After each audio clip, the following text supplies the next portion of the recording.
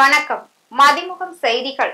இன்றைய முக்கிய நிகழ்வுகளை பார்ப்பதற்கு முன்பாக தலைப்பு செய்திகளை பார்க்கலாம்.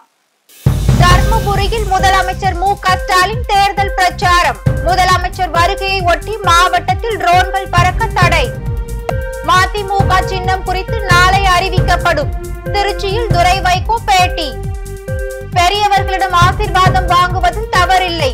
சசிகலா காலில் விழுந்தது குறித்து எடப்பாடி பழனிசாமி விளக்கம். 1700 கோடி செலுத்த காங்கிரசுக்கு வருமான வரித்துறை நோட்டீஸ். பாஜக வரி பயங்கரவாத தாக்குதல் நடத்துவதாக காங்கிரஸ் குற்றச்சாட்டு. மக்களவை தேர்தலை ஒட்டி திமுக அதிமுக தீவிர பிரச்சாரம். முதுகெலும்பு இல்லாத மனிதன் எடப்பாடி பழனிசாமி என உதயநிதி ஸ்டாலின் விமர்சனம். திமுக கூட்டணி சார்பில் தர்மபுரி மற்றும் கிருஷ்ணகிரி தொகுதிகளில் போட்டியிடும் வேட்பாளர்களை ஆதரித்து முதலமைச்சர் மு.க.ஸ்டாலின் பிரச்சாரம் மேற்கொண்டார். நாடாளுமன்ற மக்களவை தேர்தலை முன்னிட்டு தமிழகம் முழுவதும் போட்டியிடும் இந்தியா கூட்டணி கட்சி வேட்பாளர்களை ஆதரித்து திமுக தலைவரும் தமிழ்நாட்டின் முதலமைச்சருமான மு.க.ஸ்டாலின் தீவிர சுற்றுப்பயணம் மேற்கொண்டு பிரச்சாரம் செய்து வருகிறார். இந்நிலையில் தர்மபுரி அருகே தடங்கம் கிராமத்தில் புதிய ஒருங்கிணைந்த மாவட்ட நீதிமன்ற வளாகம் செல்லும் சாலையில் உள்ள PMP மைதானத்தில் இந்தியா கூட்டணி கட்சிகளின் சார்பில் பிரம்மாண்ட பொதுக்கூட்டம் நடைபெற்றது. பொதுக்கூட்டத்தில் முதலமைச்சர் மு.க.ஸ்டாலின் கலந்து கொண்டு தர்மபுரி தொகுதியில் போட்டியிடும் திமுக வேட்பாளர் மணி, கிருஷ்ணகிரி தொகுதியில் போட்டியிடும் காங்கிரஸ் கட்சி வேட்பாளர் கோபிநாத் ஆகியோரை ஆதரித்து பேசினார். முதலமைச்சர் மு.க.ஸ்டாலின் வருகையை ஒட்டி மாவட்டம் முழுவதும் பலத்த காவல்துறை பாதுகாப்பு போடப்பட்டுள்ளது. மேலும் மாவட்டத்தில் ட்ரோன்கள் பறக்க தடை விதிக்கப்பட்டுள்ளது. மக்களவை தேர்தலில் மதிமுகவிற்கு வழங்கப்பட்டுள்ள சின்னம் குறித்து நாளை அறிவிக்கப்படும் என திருச்சி நாடாளுமன்ற தொகுதி வேட்பாளரும் மதிமுக முதன்மை செயலாளருமான துரை வைகோ தெரிவித்துள்ளார். திமுக கூட்டணியில் மதிமுக சார்பில் திருச்சி தொகுதியில் போட்டியிடும் துரை வைகோ அரசியல் கட்சி பிரமுகர்கள் மற்றும் பொதுமக்களை சந்தித்து வாக்கு சேகரித்து வருகிறார். அதன் தொடர்ச்சியாக திருச்சி கேர் கல்லூரியில் அமைந்துள்ள ராமஜெயம் திருவுருவ சிலைக்கு துரை வைகோ மாலை அணிவித்து மரியாதை செலுத்தினார். அதனைத் தொடர்ந்து திருச்சி மாநிலங்களவை உறுப்பினர் MP சிவாவை சந்தித்து ஆசி பெற்றார். பின்னர் திருச்சி ஸ்ரீரங்கம் பகுதியில் உள்ள மேலூரில் ஜல்லிக்கட்டு பேரவை தலைவரும் கைப்பந்து கழக செயலாளருமான குணாவை சந்தித்து துரை வைகோ ஆசி பெற்றார். அதன்பின் பாத்திமா அன்னை ஆலயம் அருட்தந்தை ஜெயக்குமார் மற்றும் எழில் ஆகியோரை சந்தித்து ஆசி பெற்றார். அதேபோல் திமுக நிர்வாகி செல்வேந்திரனை சந்தித்து துரை வைகோ ஆசி பெற்றார். அப்போது செய்தியாளர்களை சந்தித்த துரை வைகோ, மோடி எத்தனை முறை தமிழ்நாட்டிற்கு வந்தாலும் கால் ஊன முடியாது என தெரிவித்தார். நாடாளுமன்ற தேர்தலில் மதிமுகவிற்கு வழங்கப்பட்டுள்ள சின்னம் குறித்து நாளை காலை அறிவிக்கப்படும் என்று தெரிவித்தார். ரொம்ப அவசரப்படுறீங்க. கண்டிப்பாக நாளை காலை என்ன சின்னம் என்று அறிவிக்கப்படும். பத்திரிகையாளர்கள் ஊடகவியாளர்கள் அனைவரையும் அழைத்து ஒரு பிரஸ் மீட், அந்த பிரஸ் மீட்டில் கண்டிப்பாக நான் என்ன சின்னன்னு சொல்ல போகிறேன். மற்ற விஷயங்களை நீங்கள் நாளைக்கு காலையில் எந்த நேரம் நாளைக்குன்னு நான் கண்டிப்பாக உங்களுக்கு தெரியப்படுத்துகிறேன் நான். சரிங்களா? மக்களவை தேர்தலை ஒட்டி திமுக அதிமுக மற்றும் பாஜக கட்சியினர் தீவிர பிரச்சாரத்தில் ஈடுபட்டனர். திருவள்ளூர் தொகுதியில் போட்டியிடும் காங்கிரஸ் வேட்பாளர் சசிகாந்த் செந்திலை ஆதரித்து பொன்னேரி பகுதியில் அமைச்சர் உதயநிதி ஸ்டாலின் பிரச்சாரம் மேற்கொண்டார். அப்போது பேசிய அமைச்சர் உதயநிதி ஸ்டாலின், பாஜகவின் கண்களில் விரலை விட்டு ஆட்டியவர் வேட்பாளர் சசிகாந்த் செந்தில் என தெரிவித்தார். திருவள்ளூருக்கு சிறந்த வேட்பாளரை அறிவித்த சோனியா காந்தி, ராகுல் காந்திக்கு நன்றி தெரிவித்த உதயநிதி ஸ்டாலின் 5 லட்சம் வாக்கு வித்தியாசத்தில் வெற்றி பெற செய்தால் திருவள்ளூரில் மாதம் 2 நாட்கள் தங்கி பணி செய்வேன் என்று தெரிவித்தார். குறைந்தது 5 லட்சம் வாக்கு வித்தியாசத்துல நம்முடைய வேட்பாளர் வெற்றி வேட்பாளர் சசிகாந்த் செந்தில் அவர்களை கை சின்னத்துல வாக்களிச்சு நீங்க மிகப்பெரிய வெற்றியை கொடுக்கணும். நான் இப்ப உங்களுக்கு ஒரு சவால் விடுக்கிறேன். நீங்க குறைந்தது 5 லட்சம் வாக்கு வித்தியாசத்துல கை சின்னத்துல வாக்களிச்சு சகோதரர் சசிகாந்த் செந்தில் அவர்களை நீங்க தேர்ந்தெடுத்துட்டீங்கன்னா, நாடாளுமன்றத்துக்கு அனுப்பிச்சிட்டீங்கன்னா, நான் உங்களுக்கு வாக்குறுதி கொடுக்கிறேன். மாசம் 2 நாள் நான் இங்க வந்து திருவள்ளூர் தொகுதியில தங்கி உங்களுடைய நாடாளுமன்ற உறுப்பினரோட சேர்ந்து உங்களுடைய மாவட்ட செயலரோட சேர்ந்து முதலமைச்சர்கிட்ட கொண்டு போய் இந்த பகுதிக்கு, இந்த நாடாளுமன்ற தொகுதிக்கு இப்ப நான் வாக்குறுதி கொடுத்துட்டேன். கண்டிப்பா நீங்க செஞ்சீங்கன்னா என் வாக்குறுதியை நான் காப்பாத்துவேன். இப்ப நான் உங்களை கேட்கிறேன், நீங்க கொடுக்கக்கூடிய வாக்குறுதியை காப்பாத்துவீங்களா? கோவை தொகுதி திமுக வேட்பாளர் கணபதி ராஜ்குமாரை ஆதரித்து கனிமொழி பிரச்சாரம் மேற்கொண்டார். அப்போது பேசிய அவர், பாஜக மீண்டும் ஆட்சிக்கு வந்தால் இனிமேல் தேர்தல் என்பதே நடைபெறாது என தெரிவித்தார். பாஜக மீண்டும் ஆட்சிக்கு வருவதற்கான வாய்ப்பே கிடையாது என குறிப்பிட்ட அவர், அப்படிப்பட்ட ஒரு விபத்து நடந்தால் இதுதான் இந்தியாவின் கடைசி தேர்தல் என்பதை நினைவில் வைத்துக் கொள்ள வேண்டும் என எச்சரித்தார். தேர்தல் பத்திரம்னு ஒண்ணு கண்டுபிடிச்சு அதை சட்டப்பூர்வமாக்கி இந்தியாவில் இருக்க எல்லா கட்சியும் சேர்த்து ஒரு பக்கம் வச்சீங்கன்னா, பிஜேபி ஒரு பக்கம் வச்சீங்கன்னா, முக்கால்வாசி தேர்தல் பத்திரம் பிஜேபிக்கு தான் வந்தது. திடீர்னு கோட்டக் மகேந்திரா 10 கோடிக்கு தேர்தல் பத்திரம் பிஜேபிக்காக வாங்குறாங்க.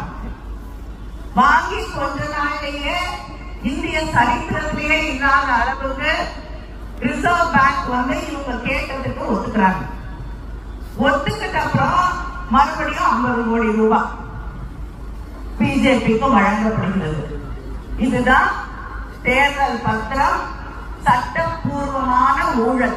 அதனைத் தொடர்ந்து செய்தியாளர்களுக்கு பேட்டியளித்த கனிமொழி, பாஜக மீண்டும் எந்த பொறுப்புக்கும் வந்துவிடக் கூடாது என்பதில் மக்கள் தெளிவாக உள்ளதாக தெரிவித்தார்.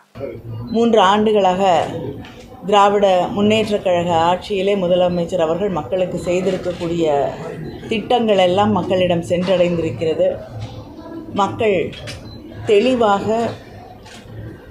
திராவிட முன்னேற்ற கூட்டணி பங்கேற்றிருக்கக்கூடிய இந்திய கூட்டணி ஆட்சி ஒன்றியத்திலே உருவாக வேண்டும், பாஜக மீண்டும் எந்த பொறுப்பிற்கும் வந்துவிடக்கூடாது என்பதிலே தெளிவாக இருக்கிறார்கள். முதலமைச்சர் மீது இருக்கக்கூடிய நம்பிக்கையால் நிச்சயமாக இந்த கூட்டணி இங்கு மட்டும் இல்லை, நம் கூட்டணி போட்டியிடக்கூடிய 40 இடங்களிலும் வெற்றி பெறும் என்பது தெள்ள தெளிவாக தெரிகிறது.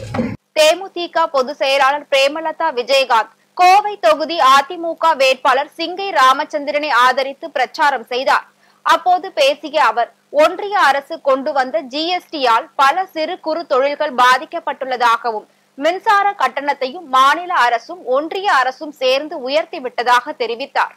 இன்னைக்கு சென்ட்ரல் கவர்மெண்ட்ல இன்னைக்கு மோடிஜி அவர்களுடைய ஆட்சி எங்கு பார்த்தாலும் ஜிஎஸ்டி என்று ஒன்றை கொண்டு வந்த பிறகுதான் இங்க சிறு குறு தொழில்கள் அத்தனையுமே முடக்கப்பட்டு மில்கள் அத்தனையும் மூடப்படுகின்ற ஒரு அவல நிலை ஏற்பட்டிருக்கிறது. சிறு குறு தொழில்கள் அதிகமாக உள்ள கோவை மாவட்டத்தில் 300% மின் கட்டண உயர்வை ஏற்படுத்திய மத்திய மாநில அரசுகளுக்கு இந்த கூட்டணியின் சார்பாக எங்களுடைய கண்டனத்தை இந்த நேரத்திலே நாங்கள் பதிய வைக்கிறோம். ஜிஎஸ்டி உயர்வால் இன்னைக்கு அத்தனை ஆலைகளும் மூடப்படுகின்ற ஒரு அவல நிலையை நாம் பார்க்க முடிகிறது. அது மட்டும் இல்ல, இங்கு இருக்கின்ற அனைத்து தொழில்களுமே பாதிக்கப்பட்டிருக்கிறது. அதனாலதான் இங்க எப்ப பார்த்தாலும் நம்ம சிறு குறு தொழில்கள் ஸ்ட்ரைக் பண்றதை நம்ம பார்க்க முடிகிறது. மக்களவை தேர்தலுக்கு முன்னதாக எதிர்க்கட்சிகளை முடக்க பாஜக வரி பயங்கரவாதத்தில் ஈடுபட்டுள்ளதாக காங்கிரஸ் கட்சி குற்றம் சாட்டியுள்ளது. கடந்த 2018-2019 நிதியாண்டில் வருமான வரி கணக்கை 45 நாட்கள் தாமதமாக தாக்கல் செய்ததற்காக காங்கிரஸ் கட்சிக்கு 210 கோடி அபராதம் விதிக்கப்பட்டது. இதற்காக சமீபத்தில் இந்திய தேசிய காங்கிரஸ், இளைஞர் காங்கிரஸ் உட்பட காங்கிரஸ் கட்சியின் 4 வங்கி கணக்குகளை வருமான வரித்துறை முடக்கியது. இதை எதிர்த்து டெல்லி உயர் நீதிமன்றத்தில் காங்கிரஸ் கட்சி வழக்கு தொடர்ந்தது. இந்த வழக்கை டெல்லி உயர் நீதிமன்றம் தள்ளுபடி செய்தது. இந்த நிலையில் காங்கிரஸ் கட்சி கடந்த 2017-2018 நிதியாண்டு முதல் 2020-2021 நிதியாண்டு வரை 4 ஆண்டுகளுக்கு வருமான வரி கணக்கை முறையாக தாக்கல் செய்யவில்லை என்றும், இதற்கு வட்டியுடன் கூடிய அபராதமாக 1800 கோடி செலுத்த வேண்டும் என்றும் அக்கட்சிக்கு வருமான வரித்துறை நோட்டீஸ் அனுப்பியுள்ளது. 1823.8 கோடிக்கு வருமான வரித்துறை காங்கிரஸ் கட்சிக்கு அனுப்பியிருக்கும் புதிய நோட்டீஸை செய்தியாளர்களிடம் காண்பித்த காங்கிரஸ் கட்சி பாஜக அரசு வரி பயங்கரவாத தாக்குதலை நடத்தி வருவதாக குற்றம் சாட்டியுள்ளது. வரும் மக்களவை தேர்தலில் காங்கிரஸ் கட்சி நிதி நிலையில் மிக மோசமான நிலைக்கு தள்ளப்பட வேண்டும் என்பதற்காகவே இந்த நோட்டீஸ் பிறப்பிக்கப்பட்டிருப்பதாகவும் தெரிவிக்கப்பட்டுள்ளது. பெரியவர்கள் காலில் விழுவது தவறில்லை என சசிகலா காலில் விழுந்தது குறித்த கேள்விக்கு பதிலளித்த எடப்பாடி பழனிசாமி அது குறித்த விமர்சனத்திற்கு முற்றுப்புள்ளி வைத்தார். மதுரையில் செய்தியாளர்களை சந்தித்து பேசிய அதிமுக பொதுச் செயலாளர் எடப்பாடி பழனிசாமி, கூட்டணியில் இருந்து விலகி வெளியே வந்த பிறகு மக்கள் நலத்திட்டங்களுக்கு பாதிப்பு ஏற்பட்டால் ஒன்றிய அரசை விமர்சிப்போம் என தெரிவித்தார். சசிகலா காலில் தாம் விழுந்ததில் தவறும் இல்லை என விளக்கம் அளித்த அவர், மூன்றாவது மனிதர் ஒருவரது காலில் விழவில்லை என விமர்சனத்திற்கு முற்றுப்புள்ளி வைத்தார். தொண்டர்களின் கடின உழைப்பால் பாஜக வளர்ந்து வருவதாக பிரதமர் மோடி நெகிழ்ச்சி தெரிவித்துள்ளார். நமோ செயலி மூலம் எனது பூத் வலிமையான பூத் என்ற தலைப்பில் தமிழக பாஜக தொண்டர்களுடன் உரையாற்றிய பிரதமர் மோடி, பொது நிகழ்ச்சிகளுக்காக கடந்த முறை தமிழகம் வந்தபோது மக்களின் ஆசீர்வாதம் கிடைத்தது தனக்கு மிகுந்த மகிழ்ச்சி அளிப்பதாக தெரிவித்தார். டெல்லி முதலமைச்சர் அரவிந்த் கெஜ்ரிவாலுக்கு ஆதரவாக அவரது மனைவி சுனிதா கெஜ்ரிவால் பிரச்சாரத்தை தொடங்கியுள்ளார். டெல்லி மதுபான கொள்கை வழக்கில் அரவிந்த் கெஜ்ரிவால் கடந்த 21ஆம் தேதி அமலாக்கத்துறை அதிகாரிகளால் கைது செய்யப்பட்டார். இதனை அடுத்து டெல்லி மாநில ரோஸ் அவென்யூ நீதிமன்றத்தில் ஆஜர்படுத்தப்பட்டார். அமலாக்கத்துறையின் காவல் முடிவடைந்ததை தொடர்ந்து அவர் மீண்டும் நீதிமன்றத்தில் ஆஜர்படுத்தப்பட்டார். அப்போது டெல்லி முதலமைச்சர் அரவிந்த் கெஜ்ரிவாலின் காவலை நீதிமன்றம் ஏப்ரல் 1ஆம் தேதி வரை காவலை நீட்டித்து உத்தரவிட்டது. முன்னதாக அமலாக்கத்துறை 250 முறை ரெய்டு நடத்தியும் ₹1 கூட கைப்பற்றவில்லை என டெல்லி முதலமைச்சர் அரவிந்த் கெஜ்ரிவாலின் மனைவி சுனிதா கெஜ்ரிவால் செய்தியாளர்களிடம் தெரிவித்திருந்தார். இந்நிலையில் அரவிந்த் கெஜ்ரிவாலின் மனைவி சுனிதா அகர்வால் வீடியோ ஒன்றை வெளியிட்டுள்ளார். அதில் அரவிந்த் கெஜ்ரிவாலுக்கு ஆதரவாக பயணத்தை தொடங்கி உள்ளதாக தெரிவித்த அவர், தன்னுடைய கணவர் உண்மையான தேசபக்தர் என்று தெரிவித்தார். மக்களவை தேர்தலை முன்னிட்டு நாளை தமிழ்நாட்டில் இறுதி வேட்பாளர் பட்டியல் வெளியாக உள்ளது. தமிழகம் மற்றும் புதுச்சேரியில் உள்ள 40 தொகுதிகளுக்கு ஏப்ரல் 19ஆம் தேதி முதற்கட்டமாக மக்களவை தேர்தலுக்கான வாக்குப்பதிவு நடைபெற உள்ளது. இந்நிலையில் மக்களவை தேர்தலுக்கான வேட்புமனு தாக்கல் கடந்த ஒரு வாரமாக நடைபெற்று வந்த நிலையில் நேற்று முன்தினம் நிறைவு பெற்றது. அதன்பின் நேற்று வேட்புமனு மீதான பரிசீலனையும் காலை 11 மணி முதல் நடைபெற்று பிற்பகல் 3 மணிக்கு நிறைவு பெற்றது. இதில் தமிழ்நாட்டில் தாக்கல் செய்யப்பட்ட 1502 வேட்பு மனுக்களில் 933 மனுக்கள் ஏற்கப்பட்ட நிலையில் 569 மனுக்கள் நிராகரிக்கப்பட்டதாக தகவல் வெளியாகியுள்ளது. நாளை வேட்பு மனுக்களை திரும்ப பெற கடைசி நாள் என்று தெரிவித்துள்ள நிலையில் தமிழ்நாட்டில் நாளை இறுதி வேட்பாளர் பட்டியல் வெளியாக உள்ளது. நேற்று வேட்புமனு மீதான பரிசீலனையில் அரசியல் கட்சியின் அதிகாரப்பூர்வ வேட்பாளர்களின் மனுக்கள் ஏற்கப்பட்டது. இந்நிலையில் நாளை 40 தொகுதிகளிலும் போட்டியிடும் வேட்பாளர்களின் இறுதி பட்டியல் வெளியிடப்பட உள்ளது. கோவையில் பிரதமரின் வாகன பேரணியில் பள்ளி மாணவர்கள் பங்கேற்ற விவகாரத்தில் ஏப்ரல் 3ஆம் தேதிக்குள் பதிலளிக்க காவல்துறைக்கு சென்னை உயர்நீதிமன்றம் உத்தரவிட்டுள்ளது. கோவையில் அண்மையில் நடைபெற்ற பிரதமரின் வாகன பிரச்சார நிகழ்வின் போது சாய்பாபா காலனி பகுதியில் பிரதமரை வரவேற்க அதே பகுதியை சேர்ந்த தனியார் மற்றும் அரசு உதவி பெறும் பள்ளி மாணவ மாணவியர் அழைத்து வரப்பட்டிருந்தனர். இந்த சம்பவம் தொடர்பாக உரிய விசாரணை நடத்த கல்வித்துறை அதிகாரிகளுக்கு கோவை மாவட்ட ஆட்சியரும் மாவட்ட தேர்தல் அதிகாரியும் உத்தரவிட்டார். இதனை அடுத்து குழந்தைகள் நல பாதுகாப்பு குழு அதிகாரிகள் சாய்பாபா காலனி காவல் நிலையத்தில் புகார் அளித்தனர். புகாரின் பேரில் சம்பந்தப்பட்ட அரசு உதவி பெறும் பள்ளி நிர்வாகம் மீது சாய்பாபா காலனி காவல்துறையினர் வழக்கு பதிவு செய்தனர். இந்த வழக்கை ரத்து செய்ய கோரி தனியார் பள்ளி தலைமை ஆசிரியர் தரப்பில் சென்னை உயர்நீதிமன்றத்தில் மனு தாக்கல் செய்யப்பட்டது. இவ்வழக்கை விசாரித்த நீதிபதி ஆனந்த் வெங்கடேஷ் மனு மீது ஏப்ரல் 3ஆம் தேதிக்குள் பதிலளிக்க சாய்பாபா காலனி காவல்துறைக்கு உத்தரவு பிறப்பித்தார். மேலும் அதுவரை பள்ளி மீது நடவடிக்கை எடுக்கக்கூடாது என்றும் அவர் அறிவுறுத்தியுள்ளார். பாஜக அரசு தேர்தல் நேரத்தில் வங்கி கணக்குகள் முடக்கம், அபராதம் விதிப்பு போன்ற செயல்களை செய்து வருவதாக தமிழக காங்கிரஸ் கமிட்டியின் தலைவர் செல்வ பெருந்தகை கண்டனம் தெரிவித்துள்ளார். நாடாளுமன்ற தேர்தலுக்காக பிரச்சார பாடலை வெளியிட்ட பின்னர் செய்தியாளர்களை சந்தித்த செல்வ பெருந்தகை, எழுத்தறிவில்லாத படிப்பறிவு இல்லாத பாமரன் கூட வேட்பு மனுவை சரியான முறையில் பதிவு செய்யும் போது ஒரு மாநிலத்தின் தலைவர் அண்ணாமலையால் வேட்பு மனுவை சரியாக தாக்கல் செய்ய முடியாதா என கேள்வி எழுப்பினார். இது வந்துங்க பக்க ஃப்ராடு. எந்த அரசியல் கட்சியும் செய்யாத ஃப்ராடு தானே அது. ஒரு சாதாரண சுயேட்சை வேட்பாளர் வேட்பு மனு தாக்கல் பண்றார். எந்த ஆதாரமும் கிடையாது, எந்த பலமும் இல்லை, எந்த பின்புலமும் இல்லை. சுயேட்சைன்னு ஒருத்தர் போடுறார், படிக்கிறார். அவர் என்னென்ன தேர்தல் ஆணையம் வழிகாட்டுதல் இருக்குன்னுட்டு படிச்சுட்டு அஃபிடவிட் போடுறார், நோட்டரி பப்ளிக்கிட்ட வாங்குறார், எந்த ஸ்டாம்ப் பேப்பரில் அடிக்கணும்னு தெரியும். ஜுடிஷியல் ஸ்டாம்ப் பேப்பரில் அடித்து போடுறாருன்னா என்ன காரணம்னா, இந்த மனு தள்ளுபடி செய்யட்டும். உடனே ஆட்சியாளர்கள் தள்ளுபடி செய்து விட்டார்கள், இந்தியா முழுவதும் எடுத்துகிட்டு போகலாம், ஒரு மாநில தலைவருக்கு இது கெதியா அப்படின்ட்டு. இதுதான் பாஜக, இதுதான் பாசிசம். மக்களை ஏமாற்றும், ஜனநாயகத்தை ஏமாற்றும் பாசிச பாஜகவால் தான் இந்த வேலையை செய்ய முடியும். தேர்தல் ஆணையம் மோடியின் கைப்பாவையாக செயல்படுவதாக காங்கிரஸ் எம்எல்ஏ EV.KS இளங்கோவன் குற்றம் சாட்டியுள்ளார். ஈரோட்டில் செய்தியாளர்களை சந்தித்த EV.KS இளங்கோவன் 100 நாள் வேலை திட்டத்தில் அதிக கூலி தரப்படும் என்ற பிரதமர் மோடியின் அறிவிப்பு அப்பட்டமான தேர்தல் விதிமுறைகள் மீறிய செயல் என தெரிவித்தார். மோடியினுடைய கொத்தடிமையாக, கைப்பாவையாக செயல்படுகின்றது. குறிப்பாக கோவையில் அண்ணாமலை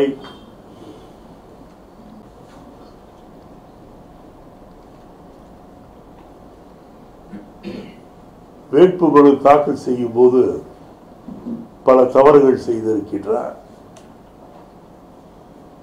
கேட்ட விவரங்களை முழுமையாக கொடுக்கவில்லை.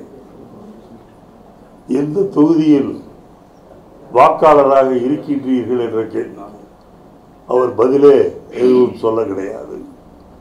புனித வெள்ளி மற்றும் வார இறுதி நாட்களை ஒட்டி சென்னை உட்பட பல்வேறு முக்கிய நகரங்களில் இருந்து 1470 சிறப்பு பேருந்துகள் இயக்கப்பட்டு வருகிறது.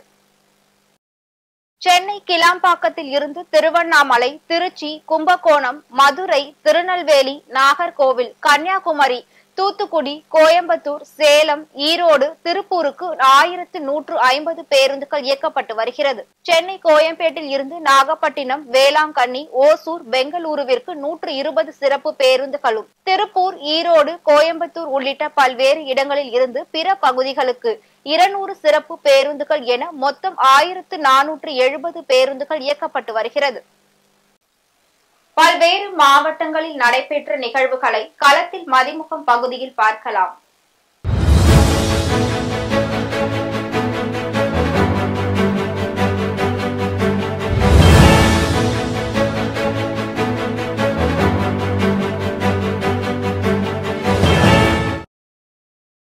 நாடாளுமன்ற தேர்தலை ஒட்டி பறக்கும் படையினர் தேர்தல் முறைகேடுகளை தடுக்கும் வகையில் பல்வேறு சோதனைகளில் ஈடுபட்டு வருகின்றனர்.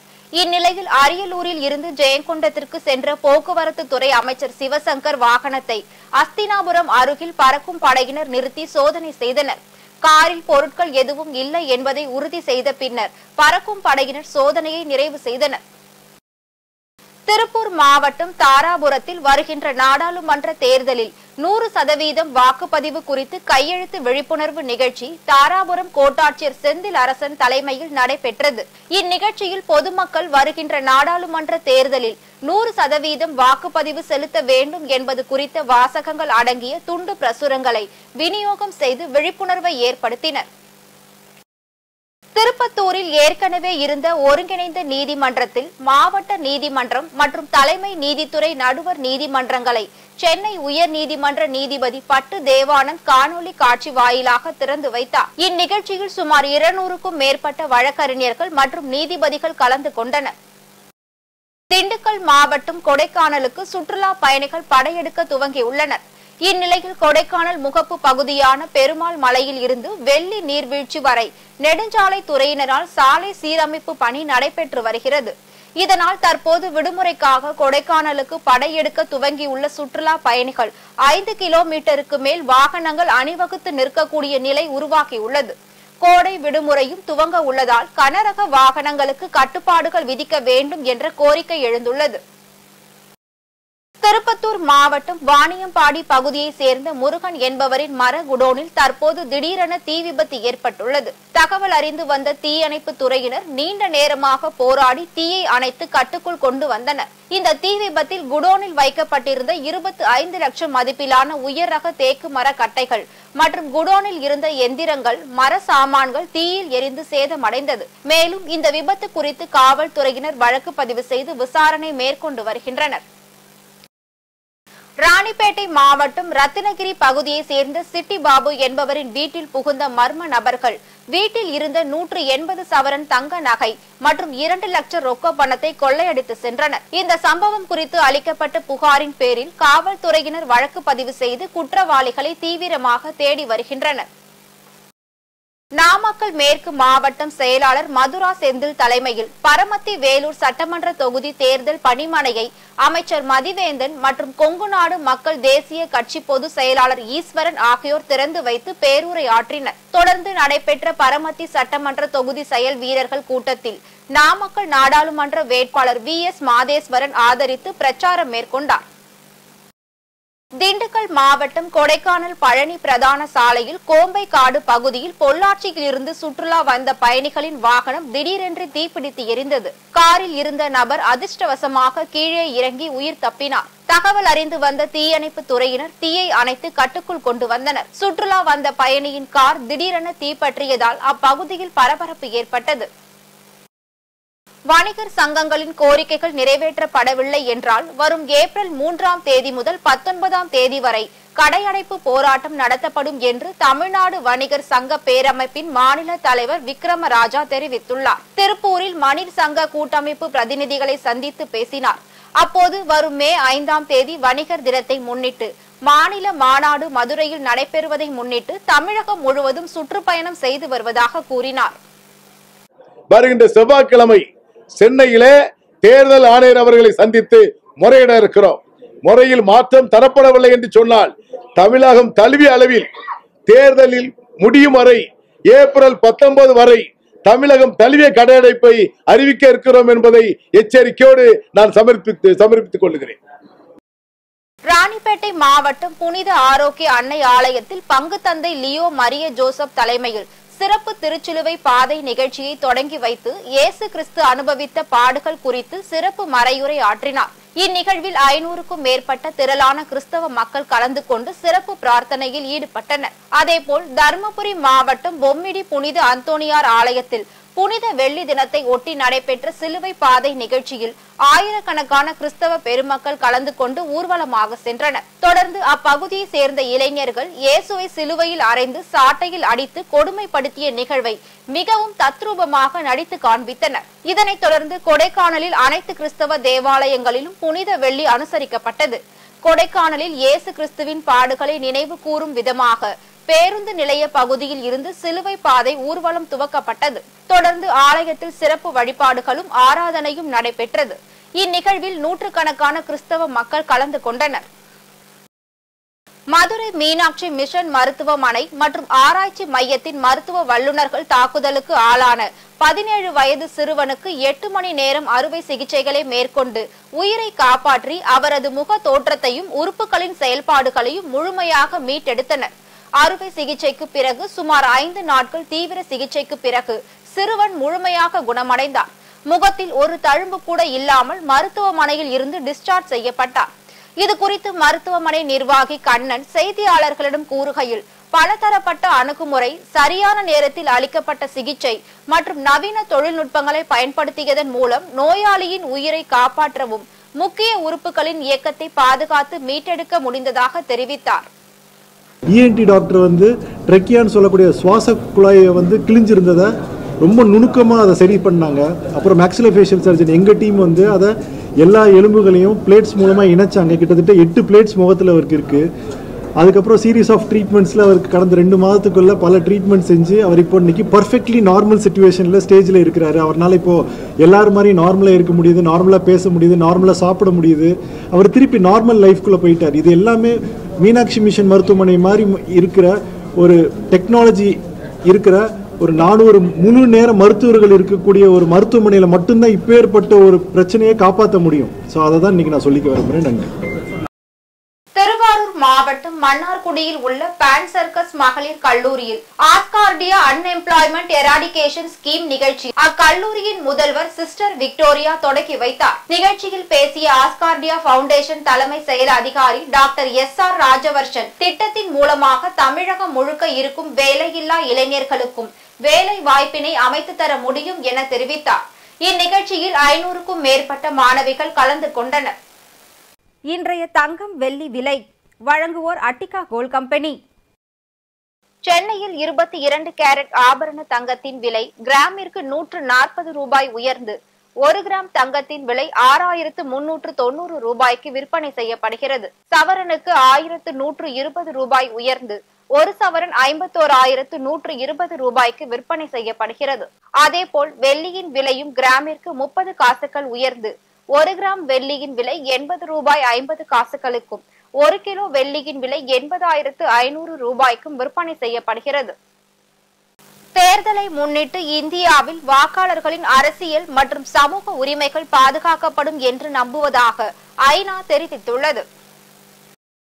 இந்தியாவில் நாடாளுமன்ற மக்களவை தேர்தல் வரும் ஏப்ரல் 19ஆம் தேதி தொடங்கி ஜூன் 1ஆம் தேதி வரை 7 கட்டங்களாக நடைபெற உள்ளது. தேர்தலில் பதிவான வாக்குகள் ஜூன் 4ஆம் தேதி எண்ணப்பட்டு அன்றைய தினமே முடிவுகள் அறிவிக்கப்பட உள்ளது. இதனிடையே டெல்லி முதலமைச்சர் அரவிந்த் கெஜ்ரிவால் கைது, காங்கிரஸ் கட்சியின் வங்கி கணக்குகள் முடக்கப்பட்டதாக எழுந்த குற்றச்சாட்டு உள்ளிட்டவை குறித்து அமெரிக்கா மற்றும் ஜெர்மனி ஆகிய அரசுகள் கருத்து தெரிவித்திருந்தன. இதற்கு இந்திய அரசு தரப்பில் கடும் கண்டனம் தெரிவிக்கப்பட்டதோடு இந்தியாவின் உள் விவகாரங்களில் தலையிட்டதாக கூறி சம்பந்தப்பட்ட நாடுகளின் தூதர்களுக்கு மத்திய அரசு சம்மன் அனுப்பியது. இந்நிலையில் ஐநா சபை செய்தி தொடர்பாளர் ஸ்டீபன் டூஜாரிக் செய்தியாளர்களிடம் பேசிய போது இந்தியாவில் நிலவி வரும் அரசியல் சூழல் தொடர்பாக அவரிடம் கேள்வி எழுப்பப்பட்டது. இதற்கு பதிலளித்த அவர், தேர்தல் நடைபெறும் எந்த ஒரு நாட்டையும் போலவே இந்தியாவிலும் வாக்காளர்களின் அரசியல் மற்றும் சமூக உரிமைகள் பாதுகாக்கப்பட்டு சுதந்திரமான மற்றும் நியாயமான சூழ்நிலையில் வாக்குப்பதிவு நடைபெறும் என்று நாங்கள் நம்புகிறோம் என்று தெரிவித்தார். மீண்டும் தலைப்பு செய்திகள். தர்மபுரியில் முதலமைச்சர் மு.க. ஸ்டாலின் தேர்தல் பிரச்சாரம். முதலமைச்சர் வருகையை ஒட்டி மாவட்டத்தில் ட்ரோன்கள் பறக்க தடை. மதிமுக சின்னம் குறித்து நாளை அறிவிக்கப்படும். திருச்சியில் துரை வைகோ பேட்டி. பெரியவர்களிடம் ஆசீர்வாதம் வாங்குவதில் தவறில்லை. சசிகலா காலில் விழுந்தது குறித்து எடப்பாடி பழனிசாமி விளக்கம். 1700 கோடி செலுத்த காங்கிரசுக்கு வருமான வரித்துறை நோட்டீஸ். பாஜக வரி பயங்கரவாத தாக்குதல் நடத்துவதாக காங்கிரஸ் குற்றச்சாட்டு. மக்களவை தேர்தலை ஒட்டி திமுக அதிமுக தீவிர பிரச்சாரம். முதுகெலும்பு இல்லாத மனிதன் எடப்பாடி பழனிசாமி என உதயநிதி ஸ்டாலின் விமர்சனம். இத்துடன் செய்திகள் நிறைவடைந்தன. மீண்டும் செய்திகள் காலை 8 மணிக்கு. மேலும் செய்திகளை தெரிந்து கொள்ள மதிமுகம் பிரைம் யூடியூப் தளத்தில் இணைந்திருங்கள்.